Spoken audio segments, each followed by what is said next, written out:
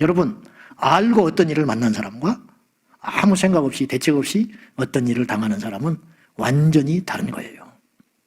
예수 믿는 우리에게도 죽음은 피해갈 수 없어요.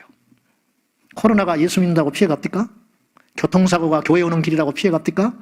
지진이 났을 때 교회라고 비켜갑니까? 전쟁이 난다고 교회는 폭탄이 안 떨어집니까? 그런 일은 없어요. 그러면 우리가 예수를 왜 믿냐?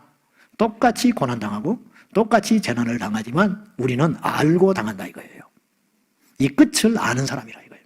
우리 인생의 마지막을 알고 달려가는 사람과 하루하루 정처 없이 바다의 망망대해를 떠도는 배와는 다르다는 거예요. 저는 종종 고백했지만 예수 믿고 첫 번째 가장 큰 축복은 영생의 복을 받았다는 거. 그것도 거저 받았다는 거. 두 번째 축복은 어떤 복이냐? 말씀의 안경을 끼고 이 세상을 바라보는 가치관을 갖게 됐다는 거. 그렇게 살고 안 살고는 두 번째라니까요. 그런 시야를 가졌다는 것은 얼마나 큰 은혜인가. 세상 사람들이 이 땅이 마지막인 줄 아는 줄 아십니까? 몰라요. 세상 사람들이 예수님 다시 올다는 걸 아시는 줄 아십니까? 모르잖아요. 우리는 알잖아요. 송명희 시인이 고백한 것처럼 남이 듣지 못하는 걸 들었고 남이 알지 못하는 걸 알게 되었고 남이 보지 못하는 걸 봤다. 아무나 이거 아니라는 거죠. 이 은혜와 복을 저와 여러분이 받았습니다. 우리가 이 마태복음 24장 이 종말의 이야기를 지금 두 번째 시리즈로 맞이했는데 과거에 있었고 지금도 이루어지고 있고 앞으로 이루어질 이야기들로 계속 진행되고 있다. 그런 뜻입니다. 적절한 예인지는 모르겠지만은 복싱 경기하면 12회전까지 하거든요. 그러니까 12회전으로 딱 정해져 있는 거예요. 무조건 12회전을 치러야 돼요. 그러나 12회전까지 안 가는 경우가 허다하게 많아요. 어떤 경기냐? 1회전에도 끝날 수 있어요. KO로 끝나면 1회전에 끝나버려요. 수백 대를 맞더라도 버티면 12회까지 가는 거예요. 그러니까 12회까지 가면 무조건 끝나게 돼 있어요. 그러나 12회에 가야만 끝나는 건 아니에요. 이 인류의 역사도 마찬가지예요. 주님이 이 세상을 어느 한 시점으로 종말로 준비해 놨어요. 문제는 우리가 모른다는 거예요. 지금 몇 회전을 진행되고 있는지 우리가 몰라요. 지금 1회전인지 9회전인지 10회전인지 누구도 장담할 수 없어요. 왜 이런 일이 생기느냐? 그래서 섣불리 주님의 때를 예측하지 말라는 거예요.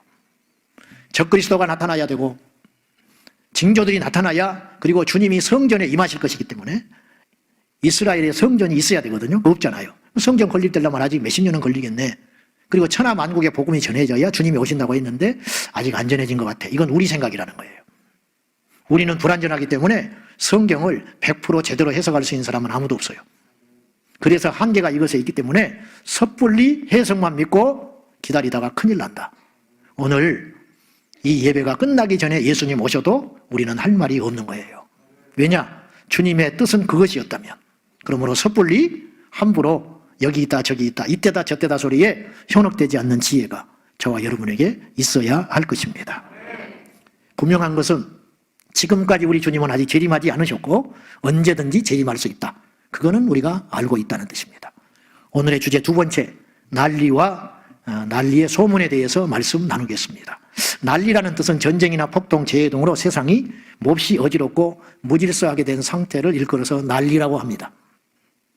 그런데 자, 마지막 때가 되어가면 너희들의 귓전에 세상에서 온통 난리의 소문을 듣게 될 거다. 그 난리가 어떤 난리의 내용인지 한번 봅시다. 7절입니다. 시작. 민족이 곳곳에 기근과 지진이 있으리니. 요약해서 예수님이 말씀하신 바 난리는 세 가지로 이야기를 하셨어요. 첫째, 민족끼리의 전쟁, 나라끼리의 전쟁. 그러니까 6.25 동란은 민족끼리의 전쟁이었죠. 어쨌든 전쟁의 소식들. 두 번째, 기근, 굶주림과 기갈로 인하여 온통 사람들이 죽어간다. 세 번째는 지진.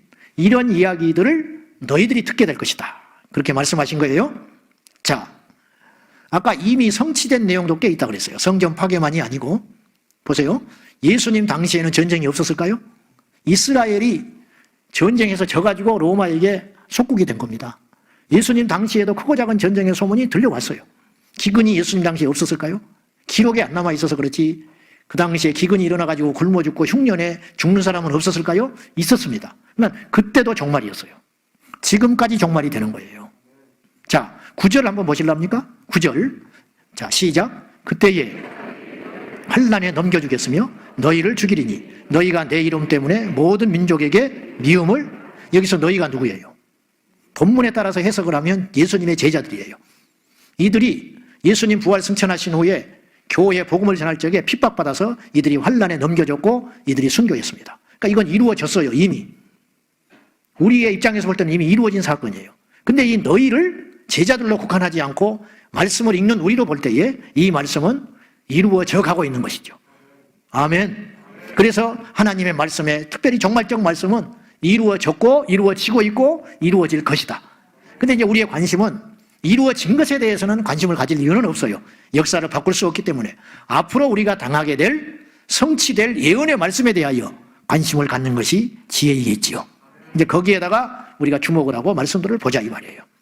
너희들이 앞으로 우리 지금 믿고 있는 우리 성도들이 이 성경을 읽는 모든 독자들이 10년 후에 100년 후에 읽든지 누가 읽든지 간에 읽는 너희들에게 이 종말의 말씀이 이루어지게 될 거다. 너희에게 난리와 난리의 소문이 들리게 되리라.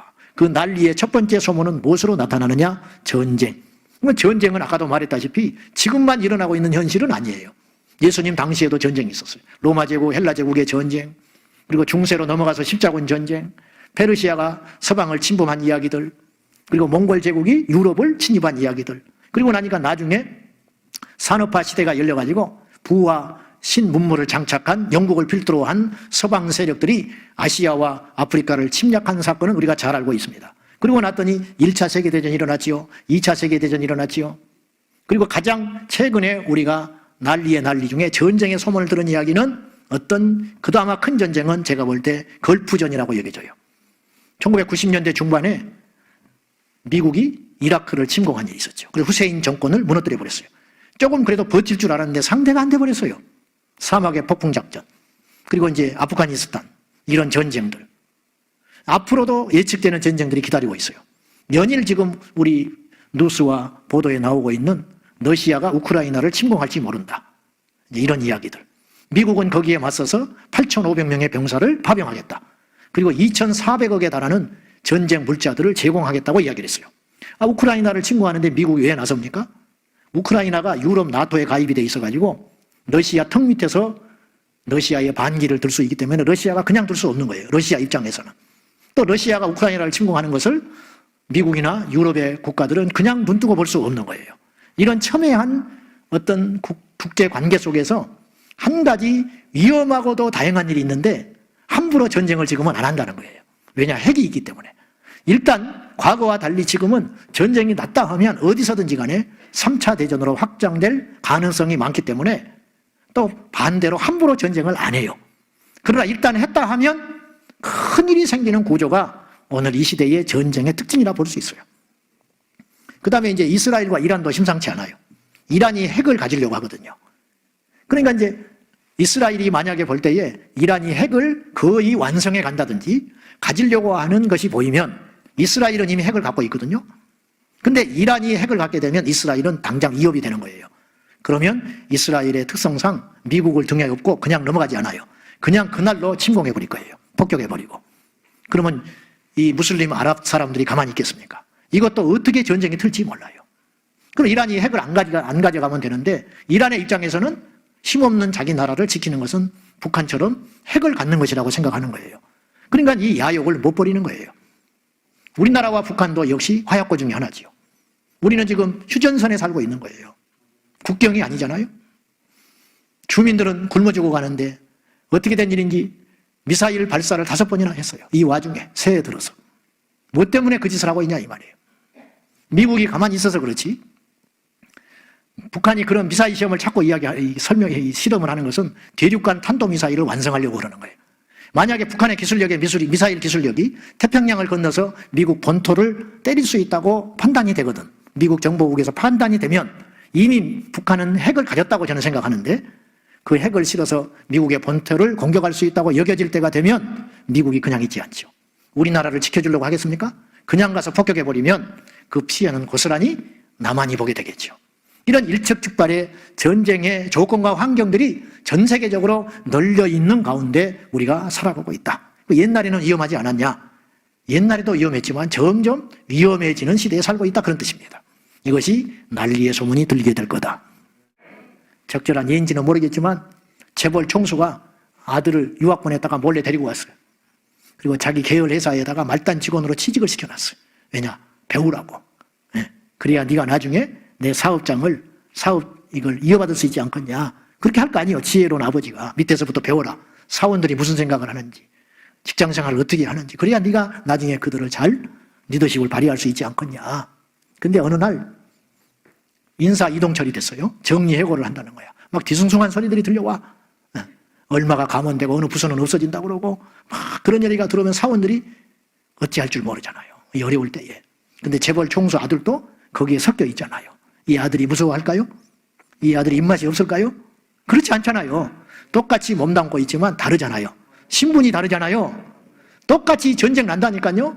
예수 믿는 우리도 똑같이 죽는다니까요. 우리도 똑같이 지진과 전염병과 갖가지 재난에 희생될 수 있다니까요. 그러나 우리는 달라요. 왜냐? 우리는 하나님의 자녀거든요. 그래서 주님이 말씀하시기를 두려워하지 마라. 의심하지 마라. 우리에게는 답이 있다는 거예요. 이거를 주님께서 말씀하시려고 너희에게 미리 말하였노라. 그렇게 이야기하시는 거예요. 조금 다른 이야기 안 하고 결론을 맺으려 합니다.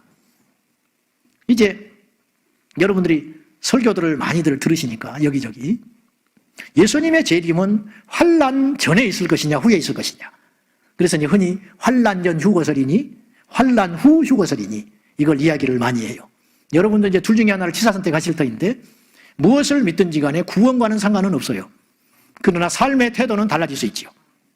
즉 예수 믿는 우리들은 본격적인 환난이 시작되기 전에 공중에 예수님 재림하셔서 우리를 데려가실 것이기 때문에 환난에 대해서는 크게 염려하지 않아도 된다. 저도 제발 그러면 좋겠어요. 제발 그러기를 바라요. 근데 성경에는 그런 이야기도 해석할 수 있는 부분이 있지만 그렇지 않게 해석할 수 있는 부분도 많이 있어요. 끝까지 견디는 자는 구원을 받는다. 이 재난이 시작이 돼 마지막은 아니다. 재난을 당한다는 거잖아요, 너희들이. 그런 측면적으로 볼 때에 두려워하지 말라는 말씀이나 견디라는 말씀이나 이런 말씀들을 정확히 보면 환난을 통과하고 끝자락에서 배신하고 떠나고 실족하고 그런 무리들과 함께 마지막까지 고난을 겪고 검증된 마지막 사람들이 그리스도에 오실 때에 공중으로 휴거될 공산도 있다.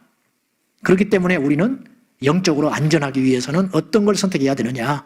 저는 후자를 선택하는 것이 지혜롭다는 거죠. 여러분, 여행을 갈 때에 경비보다 조금 더 넉넉하게 가져가는 것이 지혜롭습니다. 남겨올 망정, 그것이 지혜잖아요. 할 수만 있으면 모자라게 가져가는 건 안 되지요. 딱 맞게 가져가는 건 위험한 것이죠. 넉넉히 가져가야 안전하지요. 집에 손님을 초대했어요. 음식을 정확히 하는 것이 맞지 않습니다. 마땅치 않아. 그럼 어떻게 해야 되냐? 음식을 충분히 준비하는 것이 지혜로운 것입니다. 예수님이 성도들을 사랑하셔서 고난 중에 있기 전에 우리를 데리고 가실지, 고난을 다 통과한 다음에 우리를 데려가실지는 해석에 따라서 모르겠지만 우리를 어떤 것이 안전하게 우리를 무장시킬 수 있는가, 그것은 여러분들이 잘 선택을 해보라, 그런 말씀이 올시다. 오늘 말씀의 결론, 난리와 난리의 소문이 마지막 종말의 시간이 주님께서 정해준 세상의 끝날, 그날을 향하여서 우리가 한 걸음 한 걸음 가고 있는 이 시점에서 너희들 모두가 이 세상으로부터 난리의 소문을 듣게 될 터인데 두려워하지 말아라. 두려워하지 말아라. 두 번째, 준비해라. 방심하지 말고. 양치기 소년처럼 늑대요, 거짓말이었어요. 또 거짓말이었어. 2000년 교회사 속에서 이단들이 예수님의 재림을 함부로 예측을 하고 주님이 오셨다고 떠들어대는 바람에 오늘날 종말의 메시지들이 약해져 있는 것이 사실입니다. 그러나 이때가 굉장히 위험한 때라는 거예요. 이때 우리가 준비해야 됩니다.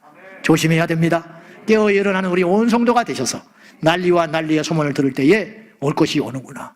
주님이 오실 때가 되면은 이런 일이 일어난다고 하더니 이제 시작되었구나. 준비하자. 두려워하지 말고 더 주님께로 나아와서 승리하는 저와 여러분이 꼭 되시기를 축복합니다. 기도하십시다. 하나님 아버지, 우리의 기전에 난리의 소식들을 들은 지가 어제 오늘의만은 아닙니다. 그러나 이러한 난리의 소문을 들을 때에 의뢰 있는 일이라고 여기지 않게 하여 주시고 하나님의 말씀으로 비추어서 깨어 일어나게 하여 주시되 두려워하지 않게 하여 주십시오. 우리에게 어떤 일이 일어나도 두려워하는 자가 아니라 깨어있는 자가 되게 하여 주시옵소서. 예수님의 이름으로 기도 올리옵나이다. 아멘.